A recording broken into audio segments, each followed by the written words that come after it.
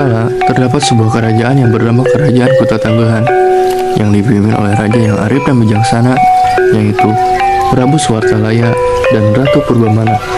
Rakyatnya hidup tenang, tentram, damai dan sejahtera. Namun sayangnya, Prabu Suwartalaya dan Ratu Purbamana belum dikaruniai seorang anak. Untuk menghibur Ratu Purbamana, Prabu Suwartalaya membawa Ratu Purbamana untuk berkeliling di wilayah Kerajaan Kota Tanggahan.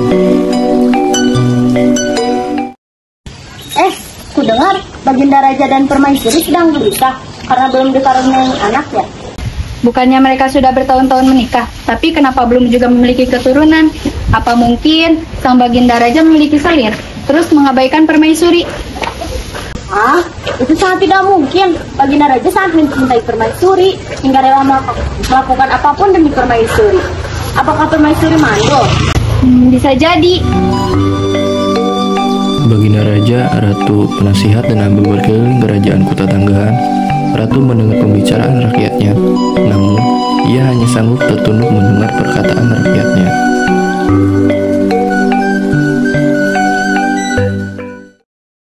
Maafkan kelancangan hamba hanya ingin menyarankan agar yang mulia mengadopsi anak. Bagaimanapun darah lebih kental daripada air. Penasihat, keturunan kerajaan harus asli dari yang mulia. Lalu bagaimana menghadapi permasalahan ini yang mulia? Berita Permaisuri yang tak kunjung mengandung telah menjadi buah bibir masyarakat. Lancang! Apa maksudmu penasihat? Kau mengatakan Permaisuri kumando. Baginda Raja, maafkan kelancangan hamba tidak bermaksud mengatakan Permaisuri mandul. Kami yakin kami akan mendapatkan keturunan, wahai penasihat. Para warga berkumpul di depan istana dengan harapan dan kekhawatiran di wajah mereka. Raja dan Ratu berdiri di atas balkon mendengarkan keluhan rakyatnya. Baginda Raja, Permaisuri, kami datang dengan hati yang tulus. Kerajaan ini makmur, tapi kami juga membutuhkan kepastian. Kami membutuhkan seorang pewaris untuk melanjutkan kebijaksanaan dan keadilan kalian. Berikan kami seorang pangeran atau putri demi masa depan kerajaan ini. Rakyatku yang setia, aku mengerti kegelisahan kalian.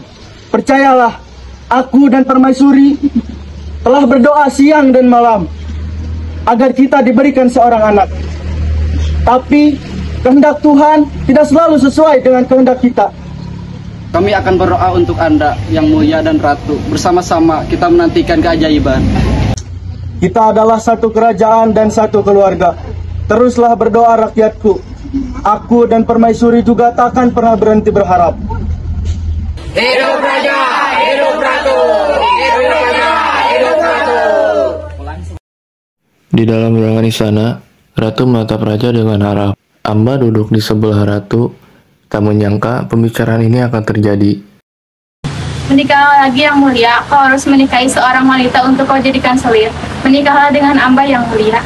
Apa maksudmu Permaisuri? Aku tidak bisa menikah dengan sang raja. Aku sudah akan menikah dengan seseorang Permaisuri. Apa yang kau katakan istriku? Aku tidak setuju atas pendapatku. Kita harus bersabar. Aku akan pergi ke hutan untuk bertapa dan berdoa agar kita diberikan keturunan. Baiklah Baginda, aku setuju pada keputusanmu. Aku akan selalu mendoakanmu dan menunggumu kembali.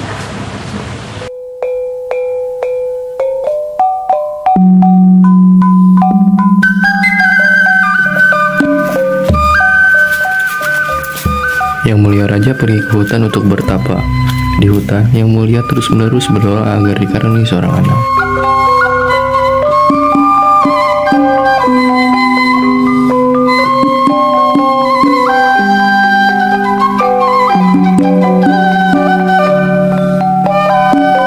Beberapa minggu kemudian, di sebuah kamar istana yang megah namun sunyi, Ratu terbaling lemah di tempat tidur. Tapi kerajaan memeriksa dengan cermat, sementara Amba setia duduk khawatir di sebelahnya. Permaisuri, apa yang Anda rasakan akhir-akhir ini? Ada perubahan pada tubuh Anda? Aku sering merasa mual, pusing, dan lemah. Aku pikir ini tekanan hati. Apakah ini penyakit, Tabib? Permaisuri, gejala yang Anda rasakan saat ini bukanlah penyakit. Ini adalah kabar bahagia. Kabar bahagia? Apa maksudmu, Tabib? Permaisuri, Anda sedang mengandung. Setelah sekian lama menunggu, kini Anda membawa seorang calon penerus kerajaan di dalam rahim Anda. Astaga, Permaisuri hamil. Ini benar-benar keajaiban. Benarkah ini? Apakah ini mimpi, Tabib? Setelah bertahun-tahun doa kami tak terjawab, akhirnya aku akan menjadi seorang ibu. Benar, Permaisuri. Tuhan telah mendengar doa-doa Anda dan Baginda Raja. Sekarang Anda harus menjaga kesehatan dan beristirahat. Baiklah, Tabib. Tapi bagaimana aku bisa menyampaikan kabar bahagia ini kepada Baginda Raja? Kami akan mengirim utusan terbaik untuk membawa berita ini kepada Baginda Raja Permaisuri. Baginda pasti akan pulang segera setelah mendengar berita ini. Terima kasih, aku akan menunggu Baginda Raja untuk menyampaikan kabar bahagia ini. Saya akan memastikan kesehatan Anda terjaga selama kehamilan ini. Permaisuri, segalanya akan berjalan baik.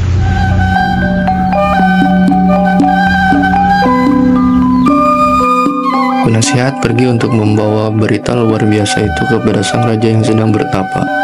Harapan dan sukacita memenuhi hati seluruh penghuni istana. Hutan sunyi di kaki gunung tempat raja sedang bertapa. Sang raja duduk di atas batu bermeditasi dengan khusyuk. Tiba-tiba, penasihat kerajaan muncul dengan tergesa-gesa, namun tetap sopan mendekati raja. Maafkan hamba Baginda atas gangguan ini, namun hamba membawa kabar yang amat penting dari istana. Kabar penting? Apa yang membuatmu mendesak hingga kau datang ke tempat pertapaanku? Baginda, doa panjang Baginda dan Permaisuri akhirnya terkabul. Permaisuri sedang mengandung anak Baginda, calon pewaris tahta kerajaan. Hah? Apa yang kau katakan? Permaisuriku hamil? Benar Baginda, tabib kerajaan telah memastikan kabar ini. Istana kini dipenuhi dengan kebahagiaan. Setelah bertahun-tahun penantian dan doa, akhirnya langit menjawab harapan kami. Ini adalah anugerah besar bagi kami. Terima kasih Tuhan. Raja dan penasihat segera kembali ke istana, membawa harapan besar di hati raja untuk bertemu Permaisuri tercinta dan merayakan anugerah yang telah lama dinanti.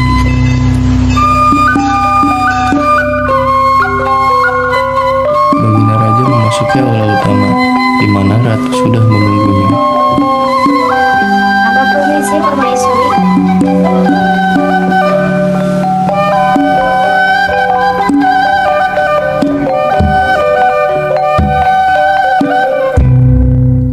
Suriku, apakah kau benar-benar mengandung anakku? Iya Baginda, setelah sekian lama, akhirnya doa kita terkabul. Aku mengandung anakmu. Tuhan begitu murah hati kepada kita. Aku tak bisa mengungkapkan kebahagiaan ini dengan kata-kata. Aku begitu takut kau takkan kembali tepat waktu untuk menyampaikan pesan ini. Aku ingin kau ada di setiap momen yang akan kita lalui bersama. Tidak ada yang lebih penting bagiku daripada kau dan anakku. Pertapaanku telah selesai, dan sekarang aku kembali mendampingimu sepenuhnya. Dan rakyat juga menantikanmu yang mulia. Mereka ingin berbagi kebahagiaan bersama kita. Kita akan berbagi kebahagiaan dengan seluruh kerajaan. Tapi sebelum itu, izinkan aku berjanji kepadamu, aku akan menjadi ayah yang baik.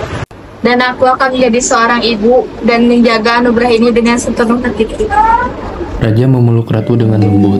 Air mata kebahagiaan memenuhi mata keduanya. Hari itu, istana penuh dengan harapan baru. Dan kebahagiaan pasangan raja dan ratu menjadi inspirasi bagi seluruh kerajaan. Raja dan ratu mengunjungi alun-alun kerajaan dengan wajah berseri-seri. Rakyat berkumpul, menyambut mereka dengan sorak-sorai bahagia. Rakyatku, hari ini aku membawa kabar gembira. Permaisuri sedang mengandung calon pewaris tahta kita. Hidup raja! Hidup ratu! Panjang umur pewaris raja! Ini adalah milik kita bersama. Doa kalian adalah kekuatan kami. Teruslah berdoa agar anak ini lahir dengan sehat dan membawa kejayaan bagi kita semua. Raja dan ratu melanjutkan perjalanan dengan hati penuh syukur.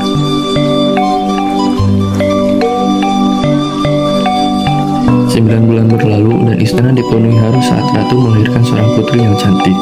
Kabar ini segera tersebar, membuat rakyat bersuka cita. Denganku suamiku. Ya betul, dia mirip denganmu. Lihatlah matanya, bukankah dia sangat cantik? Kuharap dia akan menjadi gadis yang baik dan penurut kepada orang tuanya. 17 tahun telah berlalu. Raja dan Ratu telah membesarkan Putri Gilang Rukmini dengan bergemilang harta dan menjadi seorang putri yang manja. Bila keinginan putri tidak dikabulkan, maka ia akan marah dan tak jarang ia berkata kasar kepada orang tuanya. Tetapi, masyarakat dan orang tuanya tetap menyayanginya. Beberapa waktu kemudian, para penghuni istana bersiap-siap menyambut hari spesial sang putri yang kini ganjil berusia 17 tahun. Aku ingin hadiah yang indah dan mahal, Ayah. Sesuatu yang istimewa, sesuatu yang terbaik. Apapun itu, asal membuatku bangga. Putriku, katakanlah apa yang kau inginkan. Ayah akan berusaha memenuhi permintaanmu.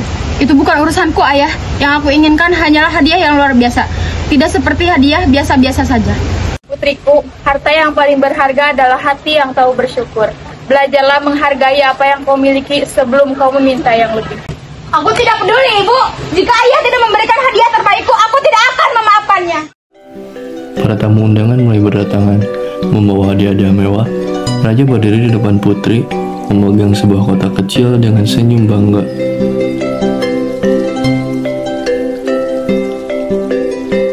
Ini adalah hadiah dari rakyat untukmu. Mereka menginginkanmu bahagia. Rakyatmu memberikan ini sebagai tanda cinta dan penghargaan. Hah? Kalung apa ini? Kalung ini sangat jelek. Aku tak mau memakainya. Ini tidak cocok dipakai putri secantik diriku.